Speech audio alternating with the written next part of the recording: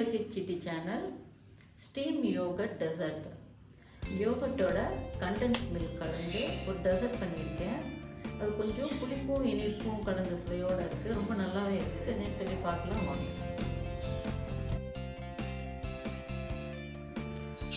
Yoghurt இல்லைன்னா கெட்டி தயிர் எடுத்துக்கலாம். நான் 250 ml யோகட்டும் 50 ml கண்டென்ஸ்டு மில்க்கும் எடுத்திருக்கேன்.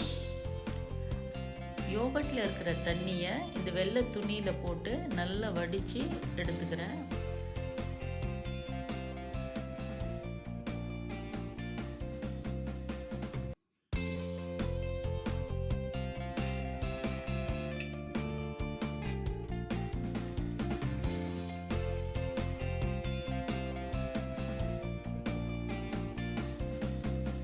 ரெண்டு டேபிள் ஸ்பூன் சர்க்கரையை நான் கேரமல் பண்ணிக்கிறேன்.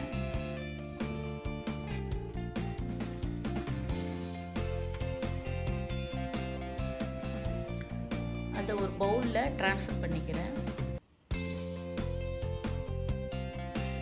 நல்லா வடித்து எடுத்த யோகட்டு அதில் கொஞ்சம் கண்டென்ஸ் மில்க்கு கலந்து ஒரு விஸ்கை வச்சு நல்லா பீட் பண்ணிக்கணும்.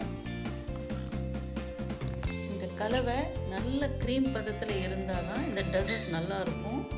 யோகட்டோட டீலாம் அதில் இருக்கக்கூடாது. கொஞ்சமாக குங்குமப்பூவும் நான் சேர்த்துக்கிறேன். வாசனைக்கு குங்குமப்பூ தான் சேர்த்துருக்கேன். ஏலக்காய்லாம் நான் சேர்த்துக்கிறேன். இந்த கலவையை சர்க்கரை கேரமல் ஊற்றின பவுலில் ட்ரான்ஸ்ஃபர் பண்ணி இட்லி பாத்திரத்தில் வச்சு வேக வைக்க போகிறேன்.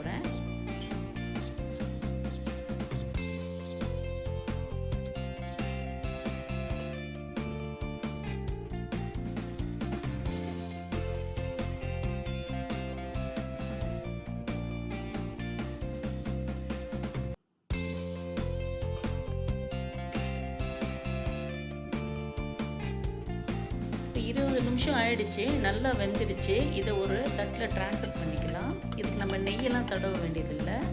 அது கவுத்தாவே அதுவே நல்லா வந்துடும். இது மேலே கொஞ்சோண்டு வாசனைக்கு குங்குமப்பூவும் பிஸ்தாவும் போட்டிருக்கேன். எந்த நட்ஸ் வேணாலும் போடலாம். இப்போ ரொம்ப சுவையான இனிப்பும் புளிப்பும் கலந்த ஒரு டெசர்ட் தயாராகிடுச்சு.